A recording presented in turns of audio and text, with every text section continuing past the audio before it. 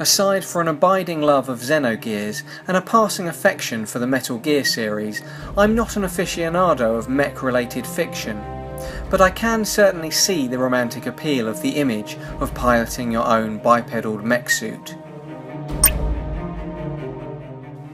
Kubold, the developers of Malfunction and the upcoming Aliens, Trolls and Dragons, bring that fantasy to life using a DK2 and Razer Hydras in their short tech demo Heavy Walker. To get your mech up and running, you'll have to activate its systems.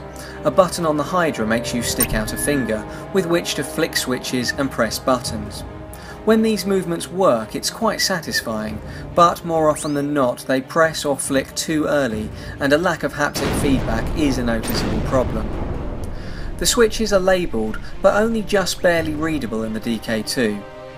They aren't just for show though, and do actually do distinct things. Switching off your gyros makes the cockpit wobble about. Switching on the HUD displays targeting boxes over your vision.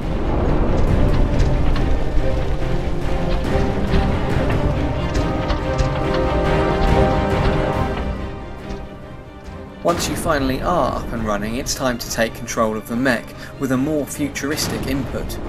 Gripping a holographic ball with your left hand, you can control the movement of your mech like a virtual joystick. Once you've activated weapon systems, you can grab the left and right holographic controls for the gun arms.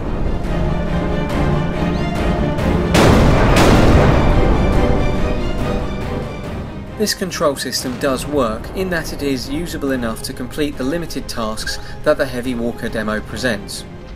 It more or less accomplishes the goal of plausibly simulating the operation of a mech, and it is novel with a definite cool factor. Unfortunately, despite that, it does demonstrate how physically tiring this imagined sci-fi input might be. Now, I wasn't playing on a swivel chair with armrests, which might make the holographic joystick a bit more comfortable, but in only a couple of minutes of play my arms started to ache to the point where I had to pause for a moment just to give them a rest. Luckily there's not a lot of action in Heavy Walker. The demo teases combat, even some sort of plot, but it's hard to say how playable it would be for longer, more intense modes of play.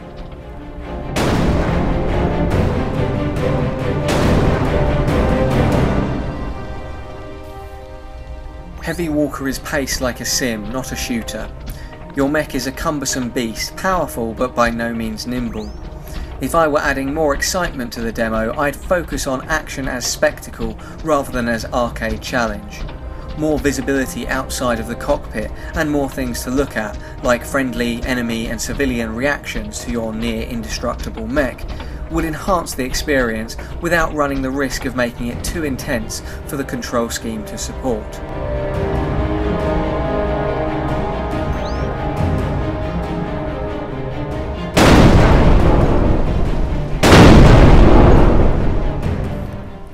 If you're interested in full body VR, then there are some lessons to learn from Heavy Walker, and I'd definitely like to see further iteration. If you're into mechs and can get your hands on a DK2 and a Razer Hydra, then of course you'll definitely want to try it out. You can play Heavy Walker with an Xbox 360 controller, but I can't imagine it will hold your interest or capture your imagination for very long played like that. There are probably more thrilling experiences that would scratch that mech combat itch.